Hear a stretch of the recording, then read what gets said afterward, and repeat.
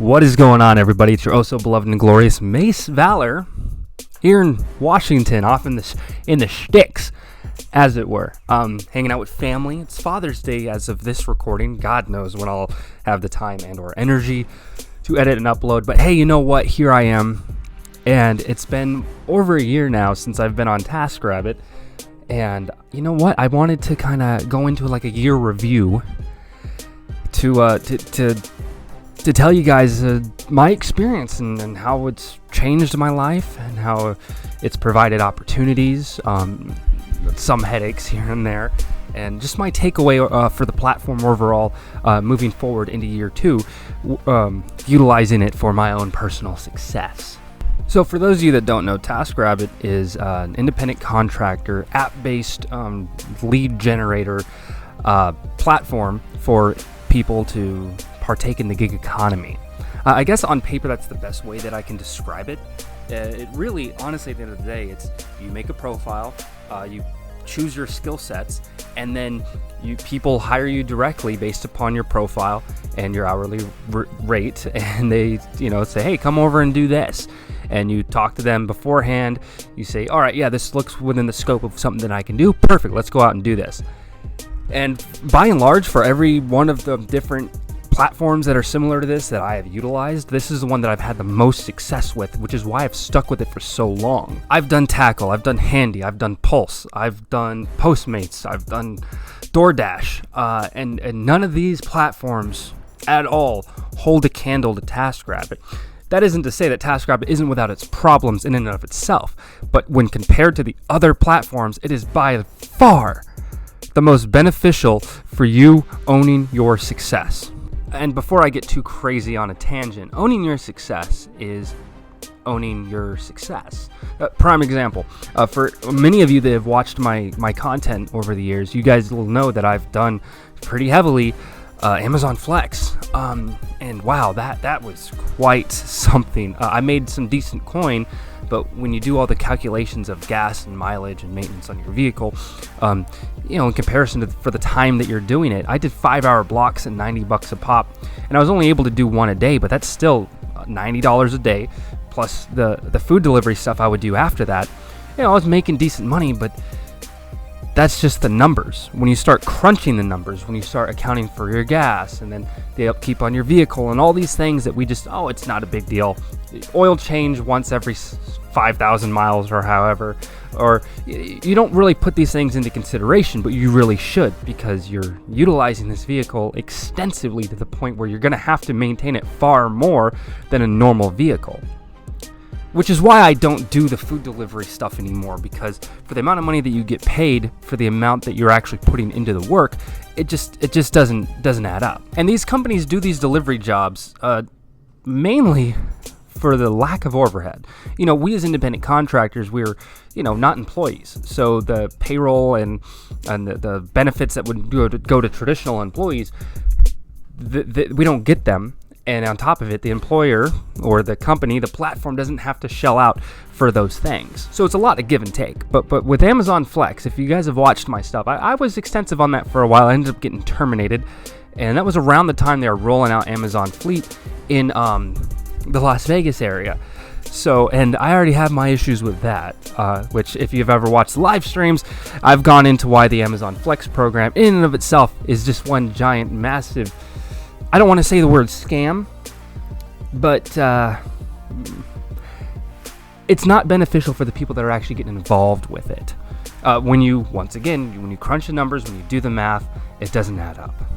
The only person that wins in that scenario is Amazon. Let's get back on track. So my year in review of TaskRabbit. Well, let's start it off. What made me join TaskRabbit in the first place? All right, so I was doing Amazon Flex. I was doing the food delivery.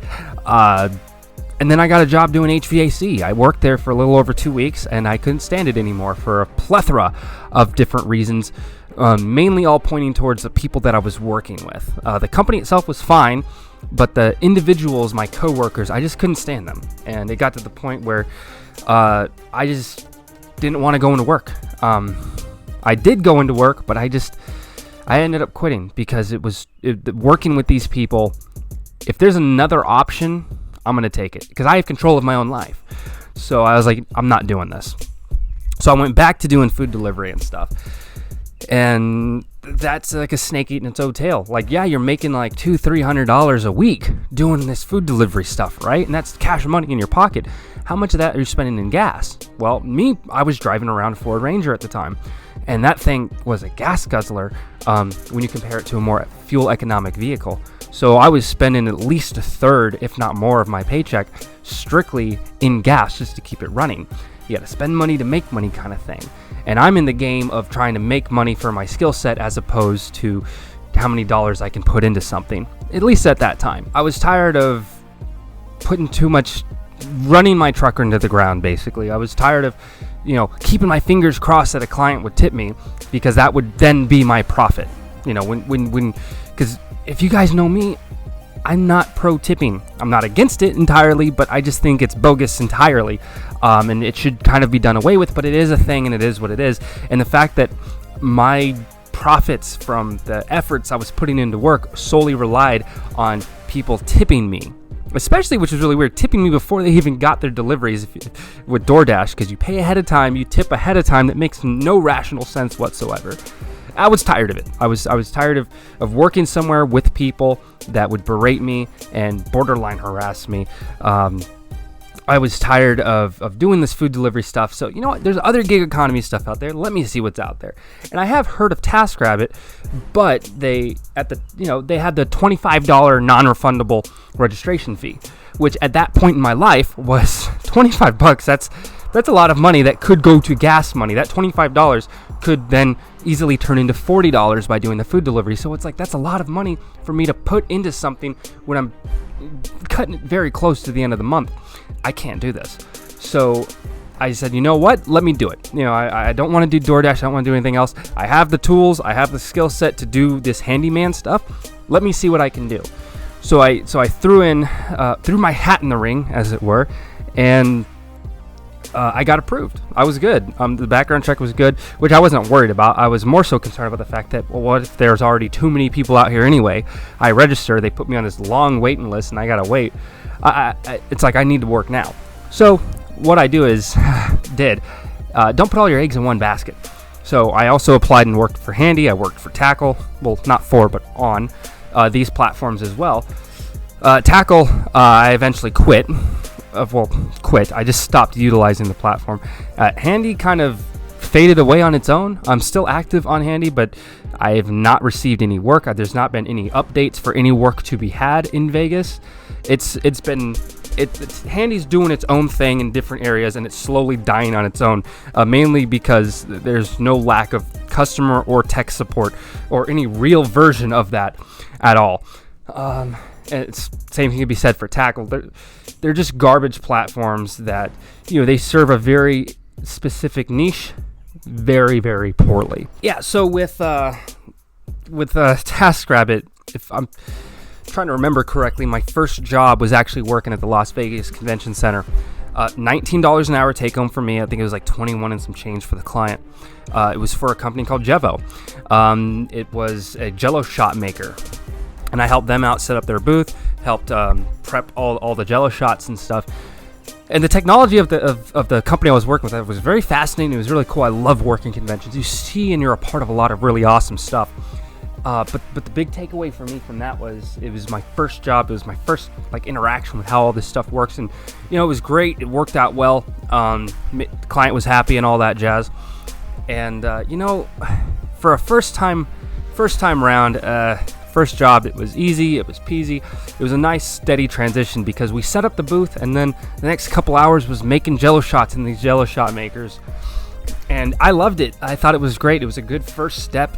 Great client too. The guy, very realistic about what he needed done. He was very concise. A good leader in and of himself. So I really appreciated working with a client that was kind of familiar with how to delegate. And for me, being brand new on the platform, I wanted to take it nice and steady. So the more direction for something like this that I can get, the better. And since then, I've kind of come into my own to where it's second nature, because you're dealing with so many new clients all the time in different environments. As time goes on, you kind of get it. You get better with don't know if you guys can hear that. we're just going to keep it going. And I've learned, and one of the ways that I've learned on the platform is by being burned for, doing work and forgetting to expense an item that cost me a little bit of money, and like $25 for like a GFI or whatever. Like little things like this, little things I've forgotten. And over time, you get these experiences and you double it up next time. You know that you're better in the future. You double, triple check everything. I'm very quick, but I'm also very thorough. Especially with like mounting jobs, for example. I measure. Some clients are like, "Are you sure you know how to do this?" And I'm like, absolutely, I know how to do this, but I only want to drill one hole. I don't want to drill 50. So I always double, triple check every single measurement. I always make sure I level it. I'm so concise about what I do, but I'm also very fast. I'm not trying to toot my own horn. Once again, slow is smooth, smooth is fast. Take your time and the speed will come. My drill sergeant back in basic training taught me that, and I've kind of kept it with me ever since then. The better and better I get with something, the quicker and quicker I go, but I try to keep it smooth, steady, and concise. And eventually I started meeting other taskers, and one of the biggest jobs that I had was assembling standing desks and office chairs and stuff for a Bitcoin security company. I can't remember the name of it, but Bellany. It was like over a year ago, so of course it's gonna be hard for me to remember her name. B something. Wonderful client. She totally she got it. Like, hey, I need these done. You're the man to do it. And then I met Duncan, and me and him have been trading work back and forth. Last couple months, both of our schedules have been all over the place, so we haven't worked as frequently as we used to in the early days. But we've kind of come together. He's been on the platform a year longer than me. Maybe I can convince him one day to actually be on the stream, you guys, or on the platform, or on YouTube. So you guys can actually see, like, hey, this is another person that's also finding success on the platform. Comments down below if you guys want that to happen. Yeah, so I met him on this big job. We worked together. It was great. And that's one thing I really love about TaskRabbit is that some people you meet are really dope. They're really awesome. One of my favorite clients, which I guess to some degree, I would say he's a very admirable acquaintance. I want to say friend, but it's not like we hang out and get beers and shit. But this dude, Nike John, man, without going into too much about working with him, long story short, all I got to say is he's a client that I have then we've developed a relationship off platform, doing whatever, and he's just a great dude overall. And he's got a very similar mindset, but he himself is in a completely another realm. He's in a direction that I'm wanting to go with my life, and seeing someone be able to do something in the world and become successful, be their own boss, that's something that I want for me. So kind of like having this friendship, mentorship with this guy has been wonderful for me. Every now and then, every couple months or whatever, I'll go and do a job with him, and it's great.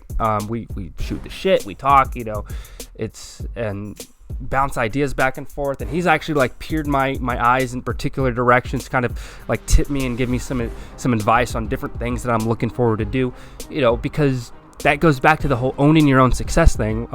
The mantra given by the man, the myth, legend, Louis Rossman.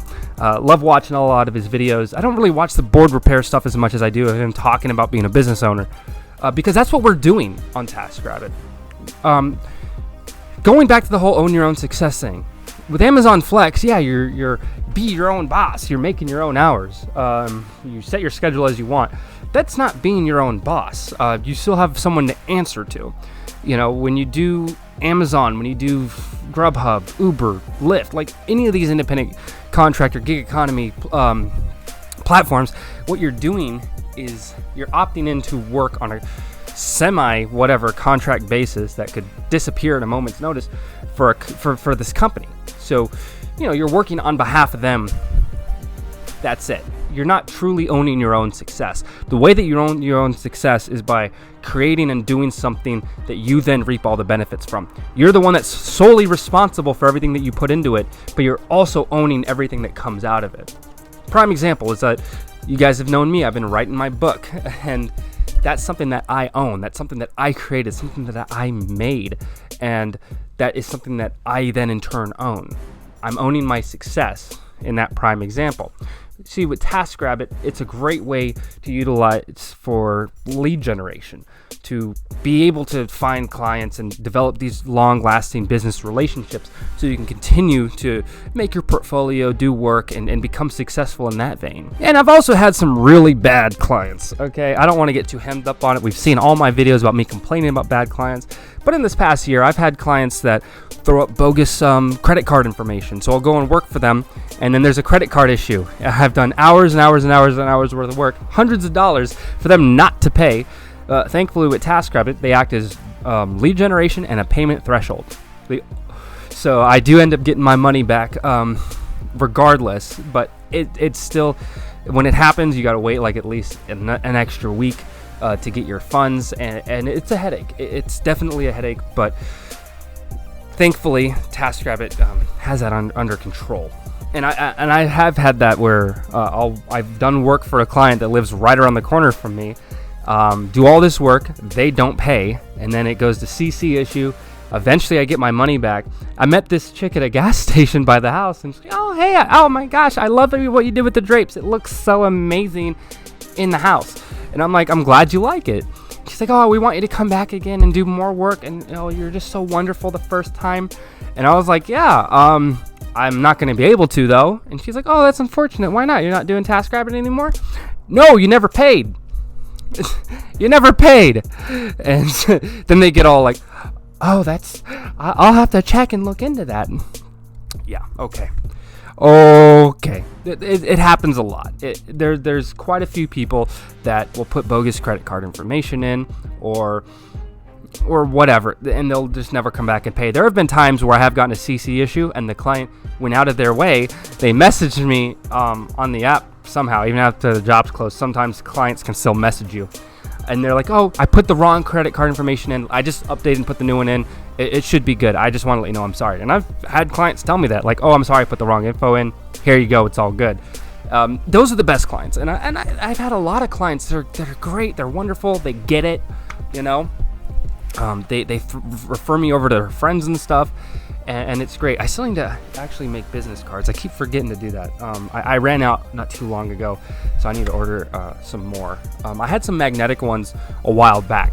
If you're gonna make business cards when you're doing this, I'm telling you, the magnetic ones, that's the way to go. I like having the front and back. That's dope. But the magnetic ones, that's the ticket, because they put that on their fridge. They're gonna see that. They're gonna remember that. They gotta see that. So, oh, talking to my wife about something in the house and we need this fixed. Oh, we'll get around to it. Oh, let me go get a beer out of the fridge. Oh, wait, that handyman guy. Yeah, let's call him, bring him over. So I'm glad to have been on the platform for this long, and I'm glad to have had the experience that I've had. I'm glad to be able to grow, and it's something that has been very beneficial for me. So overall, on a scale from 1 to 10, an arbitrary scale that doesn't really mean anything, what would I rate TaskRabbit? Let's give them an 8.5/9, which, hey, that's still passing. And the main reason why I don't give them a perfect 10, and that all comes down to support. That all comes down to customer and, tasker support. I do wish that we would have a better outreach of support. And also the IKEA the IKEA program is very hit or miss. Sometimes you get jobs that are great, awesome, wonderful. I have a job tomorrow. It comes out to like $98 or something like that, but it's going to take me quite a bit of work. It's going to be about maybe 3 to 4 hours, and I'm going to try to finish it up as best I can, as quickly as I can. But it's for one of these jobs, I'm actually getting paid less per hour than I would at my hourly rate. Up in Seattle, my hourly rate is $50 an hour. So doing this IKEA job, I do take a slight pay cut. But the good news is it's not too far from here. It's like 8 miles down the road from off in the sticks. So it actually kind of works out, because the Seattle market, it's a pretty sizable area. In the past year, I've had people reach out to me in the comments. I've had people reach out to me on Instagram, on Twitter. People have jumped up in my Discord and we've had conversations. And I've even gotten on the phone with other people trying to do the same thing that I've done in this past year. And I do it because I want to be able to share these experiences with other people. I mean, if you guys have seen my streams, if you guys have seen my content from a year ago, 2 years ago, my life is completely different from the way it was before. The way it was before, I didn't have a proper budget. I was just kind of going with it, right? since in the past 2 years, I've tackled my budget and been able to save money that way. I've been making more money for the work that I'm doing. I've diversified my income in a way to where I'm getting money not just from doing TaskRabbit, but from other venues, other avenues of generating income. And these are all things that I've done that I have a sense of control over. And that's the mantra that I'm giving off to everyone else: is to diversify your revenue stream. Own your success, budget yourself accordingly. Like, my biggest inspiration, which might sound controversial, it might sound like mean or whatever, when I go to Target or Walmart and I see someone like in their 60s, 70s, I don't want to be there when I'm that age. I don't want to live in this apartment that I'm living in for the next 5 years. I want more out of life, and there's nothing wrong with wanting more out of life. The fact that I'm open and honest about that, and that's what I'm pushing for, that's what I'm striving for, that's what makes the world a difference. Because so many people, they want so much, but they only want to do so little to be able to get there. And the whole mantra that I spill out is that if you want something, you have to work for it. Nothing gets handed to you. You have to go out of your way. You have to get yourself in those uncomfortable scenarios. You have to do whatever you have to do to become successful. So anyway, thank you guys so much for being on this journey with me, and we're going to keep going with it. I haven't made a lot of videos in a while. I've been really focusing on work and the book and this, that, and the other. And you know what? Maybe I'll make some smaller, shorter content just to fill it out to you guys. Because like I said, I've been getting hit up a lot lately. A lot of people with a lot of different questions. They want my piece on something. They want my takeaway. They want like, hey man, you've gotten successful this avenue. Is there any kind of advice you can give for me? And yeah, I do say TaskRabbit. That is my go-to thing, but if that's not available, trust me, there's other things that are widely available for people to be able to do. Like, I know Thumbtack's one. That's not one that I'm on. Handy Works, I got hit up by these people, and it seems interesting. Not really up my avenue, but check it out, I guess, if you want. There is stuff out there. The biggest inspiration for me is, like I said earlier, like, I don't want to not have a nice, sustainable life where I can live independently and take care of my family. Of course I want that, but I look around. There's money to be made in the world. And I'm not saying it's like, oh, you can be a millionaire overnight. It's not realistic. But what is realistic is that there are ways of generating revenue. There's ways of getting money. And I'm telling you, you guys can have it too. All you have to do is work for it. Work for it diligently, get some experience. Slow is smooth, smooth is fast. Take your time, the speed will come. Own your success. And as always, I'm your oh so beloved and glorious Mace Valor, signing off.